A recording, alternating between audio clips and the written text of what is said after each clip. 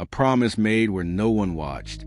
It began without witnesses, without ceremony, and without the weight of expectation that usually followed him everywhere. A single promise, spoken quietly in a place no cameras ever reached. Yet that promise would grow into something powerful enough to challenge the very foundations of the world he inherited. To understand why this moment matters today, we must look at how real change is born, not in speeches or public declarations, but in private decisions made when no one is watching. Empires often fall because leaders perform for the world and forget the vows they make to themselves. This story begins where power usually hides, far from applause, deep inside conscience. The promise was made during a journey meant to be routine. He had traveled to a remote region, officially to observe development projects, unofficially to escape the constant choreography of palace life. There, surrounded by quiet roads and unfinished infrastructure, he saw a version of his nation rarely discussed in council chambers. Not failure, but neglect. Not weakness, but absence. He spoke with workers who felt invisible, elders who felt forgotten, young people who believed opportunity lived somewhere else, never meant for them. None of them asked for favors. They asked for attention. And as he listened, something inside him shifted from sympathy to responsibility. That evening, standing alone beneath an open sky, he made the promise, not aloud to an audience, not written into policy. He promised that decisions made in distant rooms would no longer ignore places like this. That progress would not belong only to the visible and the powerful. That leadership would no longer look away when the truth was inconvenient. No one applauded. No one recorded it. But the promise rooted itself deeply enough to follow him back to the palace. And soon it would demand to be kept, returning to the palace. He carried the promise quietly, knowing that the moment it was spoken publicly, it would be tested, challenged, and diluted. The halls felt unchanged, yet a perspective had shifted. Reports that once seemed complete now felt hollow. Charts that showed growth failed to capture absence. Success, he realized, had been measured without asking who excluded. He began asking questions where none were expected. Why had development stalled in certain regions? Why did infrastructure plans prioritize visibility over necessity? Why were progress reports written without voices from the ground? Each question unsettled the rhythm of meetings, revealing gaps long ignored because they were inconvenient to address. Resistance followed quickly. Advisors cautioned against expanding focus. Budgets, they warned, were finite. Priorities had already been set. Some framed their concerns as realism. Others disguised discomfort as efficiency. But beneath every objection lay the same fear. Honoring the promise would require redirecting power. The conflict sharpened when he requested a comprehensive audit of national development, one that included on-the-ground testimonies, not just metrics. The request, though reasonable, sent quiet shockwaves through the system. Departments delayed responses. Data arrived incomplete. Some officials questioned the necessity of revisiting decisions already approved. The promise, still unseen, was already straining established order. Privately, he met with a small circle of planners and community leaders, individuals chosen not for rank but for insight. Their accounts confirmed what he had sensed during his journey. Resources had been allocated based on optics. Projects launched where they would be noticed, not where they were needed. Progress had become performative. The more he listened, the heavier the promise felt. Fulfilling it would not simply require adjustment. It would require disruption. And disruption, he knew, always invites consequences. The turning point came when a senior advisor confronted him directly. The man spoke respectfully, but with clear intent. This path, he warned, would fracture alliances, upset donors, and slow visible growth. It would weaken confidence. The advisor's final words were meant to anchor him back to tradition. Leadership, he said, is about managing perception. The statement clarified everything. He responded without hesitation. Leadership, he said, was about honoring truth, even when perception resisted it. And in that moment, the promise made where no one watched began to surface into the open, no longer private, no longer silent, and no longer optional. What came next would determine whether the promise was a passing thought or the beginning of a reckoning. The reckoning arrived in stages, not as a single confrontation, but as a slow unraveling of habits the palace had relied on for years.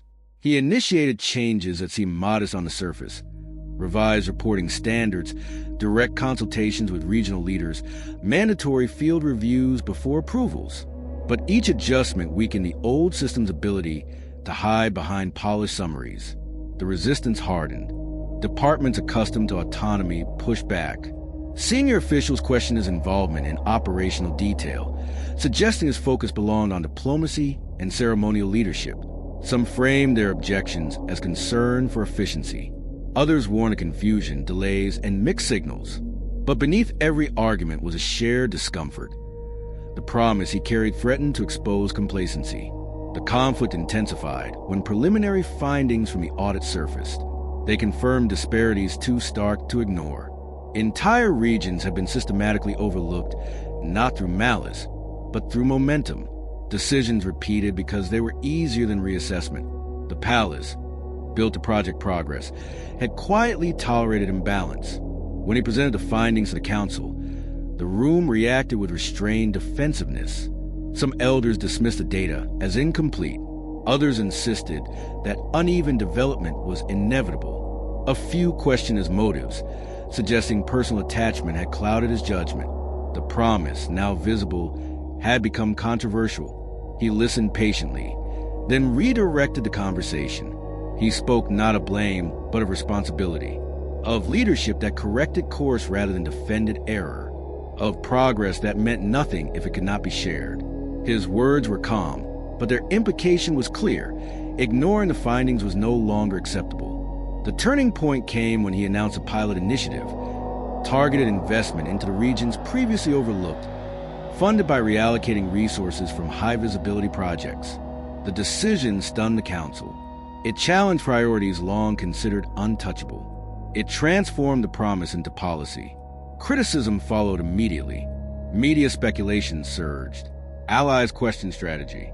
Some donors expressed hesitation. The palace braced for backlash. Yet amid the turbulence, something unexpected happened. Regional leaders responded with cooperation rather than chaos. Communities engaged with a sense of ownership long denied to them. Progress, though slower, began to feel genuine. Privately, he felt the weight of the consequences. Approval ratings dipped. Confidence wavered. The ease of maintaining the old path vanished. But in its place grew a conviction deeper than popularity. The promise was no longer his alone. It was shaping lives in ways no chart could capture.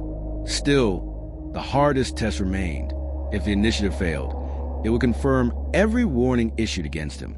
If it succeeded, it would permanently alter how leadership was measured. And as the first results began to emerge, he knew the final judgment would not come from councils or headlines, but from whether the promise held when the cost became undeniable. The results arrived quietly, without celebration or spectacle. No grand announcements. No carefully staged ceremonies. Just data, testimonies, and changes that spoke for themselves. Schools opened where none had existed. Roads connected communities long isolated. Local economies began to move, not dramatically, but steadily, sustainably. The promise was no longer theoretical. It was alive. Critics watched closely, expecting failure. Some highlighted the slower pace, the reduced visibility, the absence of immediate returns. But what they could not deny was resilience. Projects endured scrutiny because they were built with participation, not performance. Communities protected what they helped create. Progress, once fragile, became rooted. The climax came during a council review months later. The same advisors who had warned him now faced undeniable evidence. The pilot regions showed stronger long-term indicators than comparable high-profile projects. Engagement was higher. Maintenance costs were lower. Trust, though harder to measure, was unmistakable. The room, once filled with resistance, shifted into reluctant acknowledgement. He did not claim victory. Instead, he reframed the outcome. This was not a triumph of vision over caution, he said. It was a reminder that leadership must sometimes trade applause for impact, that promises made in private must be honored in public, even when doing so complicates power, and that the measure of progress is not how impressive it looks, but how deeply it lasts. The resolution followed naturally. The pilot expanded.